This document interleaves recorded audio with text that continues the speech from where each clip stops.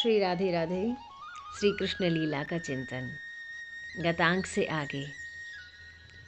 श्री कृष्ण जननी की अंगुली पकड़कर आंगन में सर्वत्र चलने लगे। अवश्य ही द्वार लांघने में श्री कृष्ण को अत्यंत कठिनता होती है। भीतर ते बाहर लो आवत, घर आंगन अति चलत सुगम भय, देहरी पे अटकावत। गिरि गिरि परत जात नहीं उलघी, अति श्रम होत न घावत। एक दिन के अंतर से ही अंगुली छोड़कर स्वतंत्र भी चलने लगे, पर देहली लंघन का प्रश्न अभी भी उतना ही कठिन है। आगे आगे श्री कृष्ण चलते, पीछे पीछे व्रजरानी आती, किंतु जहाँ द्वार आया कि खड़े हो गए। मुस्का मुस्का कर जननी का अंचल पकड़कर पार कर देने के लिए मधुर अस्फुट तोतली बोली में बार बार कहती, पर जननी बल लगाकर चढ़ने के लिए आदेश देती। श्री कृष्ण भी अपना पूरा बल लगाते, पर नहीं चढ़ पाते, द्वार के इस पार ही रह जाते। स्वयं भगवान ब्रजेंद्र नंदन श्री कृष्णचंद्र का अनंत बल पता नहीं इस समय कहाँ चला जाता। सो बल कहाँ गयो भगवन, सो बल कहाँ गयो भगवन। जिहि बल मीन रूप जल थाह्यो, लियो निगम हति असुर परान। जिहि बल कमठ पीठ पे गिर धरे, सजल सिंधु मथ कियो विमान। जिहि बल रूप बराह दसन पर, राखी पुहुमी पुहुप समान। जिहि बल हिरन कसिप उर फार्यो, भय भगत को कृपा निधान। जिहि बल बंधन करि पठयो, वसुधा त्रैपद करी प्रमाण। जिहि बल विप्र तिलक दे थाप्यो, रक्षा करी आप विद्यमान। जिहि बल रावण के सिर काटे, कियो विभीषण नृपति निदान। जिहि बल जामवंत मद मैट्यो, जिहि बल भूबिनती सुनी कान। सूरदास अब धाम देहरी, चढ़े न सकत प्रभु खरे अजान। जय हो। श्री कृष्ण की उन विविध रसमयी लीलाओं के दर्शन से ग्रीष्म की उत्कंठा उत्तरोत्तर बढ़ती जाती तथा अब तो वह रस सागर के श्री कृष्ण से नित्य जुड़े रहने के लिए तड़पने लगा, क्योंकि उसकी अवधि भी सीमित थी। ज्यों-ज्यों जाने का समय निकट आ रहा था, उसकी जलन बढ़ रही थी। सहसा एक दिन उसे श्री कृष्ण के सुचिक्कण कपोलों पर प्रस्वेद कण दीख पड़े। बस उसकी मनोरथ पूर्ति का उसे सुंदरतम अवसर मिल गया। वह अविलंब मानो श्री कृष्ण के कपोलों पर झलकते हुए स्वेद बिंदुओं में ही विलीन हो गया। इस प्रकार व्रजपुर में 6 ऋतुएं आईं तथा श्री कृष्णचंद्र के असीम सुंदर रूप गुण लीला का अनुभव कर उन्हीं में विलीन हो गईं। अब समाधि से जागी हुई सी वर्षा पुनः आई और आज पुनः भाद्र कृष्णाष्टमी का दिन आया। इसी ऋतु चक्र एवं इस दिन से जुड़ी हुई श्री कृष्णचंद्र की आयु भी 1 वर्ष की हो गई।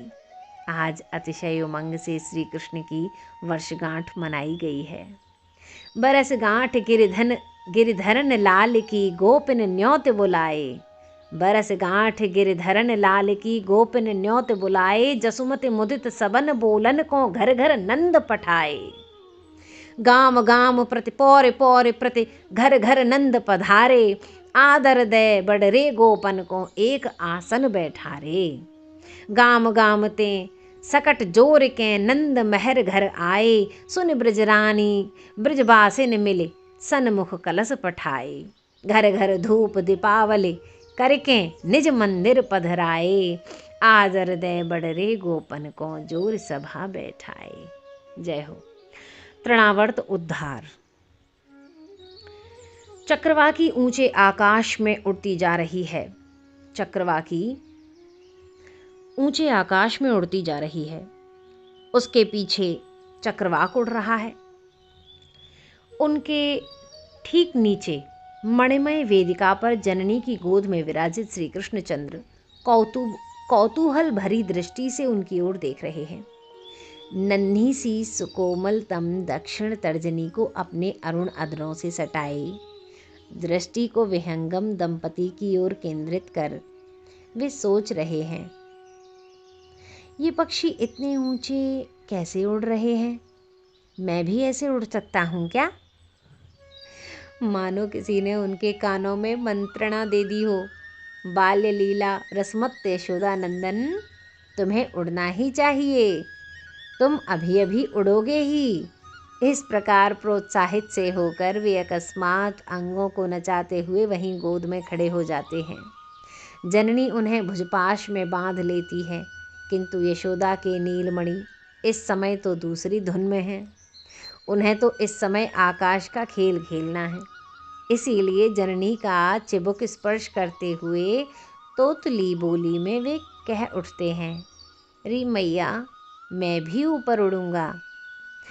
व्रजमहिषी पुत्र के सुचिक्कण कपोल पर शत शत चुंबन अंकित कर आनंद गदगद कंठ से कहती हैं, मेरे लाल, आकाश में तो पक्षी उड़ते हैं, तू तो ब्रजेंद्र तनय है। तेरे भंडार में शत सहस्त्र रत्न जटित रथ हैं, उन रथों पर चल, तुझे चढ़ा दूं। किंतु श्री कृष्ण चंद्र तो आज मचल गए हैं, वे तो आकाश में ही उड़ेंगे और आज ही उड़ेंगे। इसी समय मानो नंदनंदन की यह अद्भुत वांछा पूर्ण करने के उद्देश्य से ही कंस प्रेरित तृणावर्त दैत्य अलक्षित रूप से वहीं ऊपर आकाश में आ पहुँचता है। आकर उनकी इस परम मनोहर बाल्य भंगिमा को देख रहा है। अपने नीलमणि को भुलाने के प्रयास में लगी हुई नंदगेहिनी उसे देख नहीं पाती। आनंद में निमग्न यूथ की यूथ एकत्रित गोपांगनाएं भी उसे न देख सकीं। यह देखकर तृणावर्त के हर्ष का पार नहीं, पर मूढ़ तृणावर्त यह नहीं देख सका कि श्री कृष्णचंद्र की अचिंत्य लीला महाशक्ति अघट घटना पटीयसी योग माया उसे देख रही है। आज से नहीं, उस दिन से देख रही है जिस दिन पांड्य नरेश सहस्राक्ष ने पुष्पभद्रा के तट पर प्रज्वलित अग्निकुंड में प्रवेश कर अपने प्राण विसर्जन किए थे। उन्हीं का अनुगमन उनकी सहस्र प्रेयसियों ने भी किया था। अग्नि प्रवेश से पूर्व सहस्राक्ष पश्चाताप की ज्वाला में जल रहे थे, क्रंदन कर रहे थे, हाय मैं कामांध था, ऋषि दुर्वासा की अभ्यर्थना न कर सका और इसीलिए ऋषि ने श्राप दे दिया, रे पापिष्ठ, जा तू असुर हो जा। अरे तू योगींद्र था, पर अब जा योग भ्रष्ट होकर इस गंधमादन पर्वत से दूर पृथ्वी तल पर चला जा। नराधम, तुझे वहाँ भारतवर्ष में 1,00,000 वर्ष तक निवास करना पड़ेगा। अब तुझे श्री हरि के चरणारविंद का स्पर्श प्राप्त होगा और तू निश्चय ही गौलोक में चला जाएगा। ऋषि की अवज्ञा का परिणाम सहस्राक्ष के सामने था। वे अतिशय विकल हो रहे थे, पर हृदय में एक परम आश्वासन की अनुभूति भी हो रही थी। ऋषि का यह श्राप ही वरदान बनेगा।